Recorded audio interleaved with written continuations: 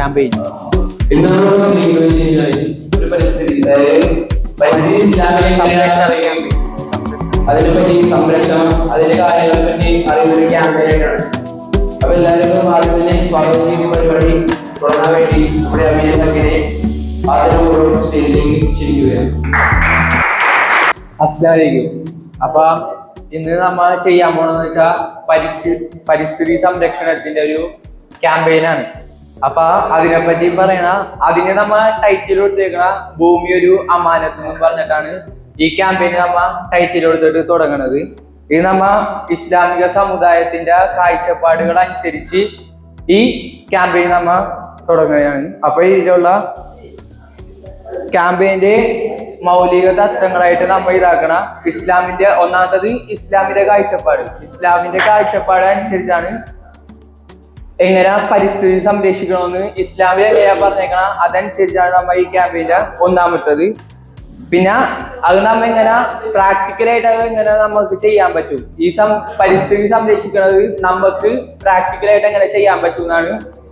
പിന്നെ ഉള്ളത് എല്ലാവരും, മുതിർന്നവരും കുട്ടികളും എല്ലാവരും ഒത്തുചേർന്ന് ഇതിനെ എങ്ങനെ കറക്റ്റായിട്ട് ഈ ക്യാമ്പയിന് ഒരുമിച്ച് എല്ലാവരുടെയും കൂട്ടായ്മ, ഈ 3 കാര്യങ്ങളും കൂട്ടിയാണ് ഈ ക്യാമ്പയിൻ നമ്മൾ നടത്താനായിട്ട് ഉദ്ദേശിക്കുന്നത്. പിന്നെ ഈ ക്യാമ്പയിന്റെ ഒരു ഭാഗം എന്ന് വെച്ചിട്ടുണ്ടെങ്കിൽ എല്ലാ വീടുകളിലും ഓരോരുത്തരും ഒരു തൈ നടണ ഒരു പദ്ധതി നമ്മ ലക്ഷ്യം കാണുന്നുണ്ട്. അപ്പൊ ആ പദ്ധതി പറ്റിയാണ് ഇത് പറയണത്. ഇതൊരു ധനമായി കണക്കാക്കി ചെയ്യണം. ഒരു ധനമായി അതിന്റെ പ്രതിഫലം തുടർന്ന് കിട്ടുമെന്ന് വ്യക്തമാക്കുക. മനുഷ്യർക്കും മൃഗങ്ങൾക്കും ലഭിക്കുന്ന ഫലത്തിന്റെ പ്രതിഫലം തുടർക്കാലത്തും ലഭിക്കും. അത് സാമൂഹിക മാധ്യമങ്ങളിൽ ചിത്രങ്ങൾ പങ്കുവെക്കാൻ പ്രേരിപ്പിക്കുക.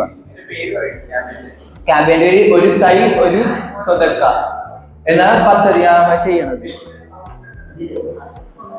പിന്നെ ജലം അമിതമായി ഉപയോഗിക്കരുത്. അമിതമായി ഉപയോഗിക്കരുത്, അതൊരു ക്യാമ്പയിനായിട്ട്. അത് നബിചര്യ അനുസരിച്ച് വുളു ചെയ്യുന്നതിനിടെ വെള്ളം അമിതമായി ഉപയോഗിക്കരുത് എന്ന പ്രവാചക നിർദ്ദേശത്തെ കുറിച്ച് ബോധവൽക്കരണം ചെയ്യാനും. പിന്നെ വീട്ടില് നിരീക്ഷണം എന്ന് വെച്ചാൽ വീട്ടില് വാട്ടർ മീറ്റർ റീഡിംഗ് എടുത്ത് ഓരോ കുടുംബവും എത്രത്തോളം വെള്ളം ഉപയോഗിക്കുന്നു എന്ന് വിലയിരുത്താൻ പ്രോത്സാഹിപ്പിക്കുക.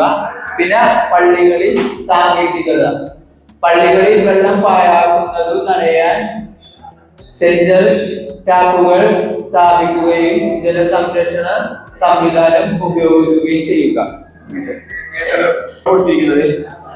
സാമൂഹിക മാധ്യമ പ്രചരണം എന്ന തരത്തിലായിരിക്കും ആ പ്രോഗ്രാമൊക്കെ ആരംഭിക്കുക. അടുത്തത് ക്യാമ്പയിൻ പ്രത്യേകത, അതായത് നമ്മള് ഈ ക്യാമ്പയിൻ തുടങ്ങുന്നതിന്റെയും അവസാനിപ്പിക്കുന്നതിന്റെ ഉദ്ദേശം, എന്തിനാണ് ഈ ക്യാമ്പയിൻ വെച്ചിട്ടുള്ളത് ഉദ്ദേശമാണ് അവരോട് പറഞ്ഞിരിക്കുന്നത്. ആ ഒരു കാര്യം എല്ലാവരും ശ്രദ്ധിക്കണം. എന്തിനാണ് പറഞ്ഞത് ലക്ഷ്യം ഓരോ ആൾക്കാർക്കും ഉണ്ടായിരിക്കണം. ഈ ക്യാമ്പയിനിലൂടെ മുസ്ലിം സമുദായം പരിസ്ഥിതി സംരക്ഷണത്തിൽ ഒരു മാതൃകയായി പങ്കുവഹിക്കുകയും അതിലൂടെ ഇസ്ലാമിന്റെ സുന്ദരമായ സന്ദേശം ലോകത്തിന് മുന്നിൽ അവതരിപ്പിക്കുകയും ചെയ്യും.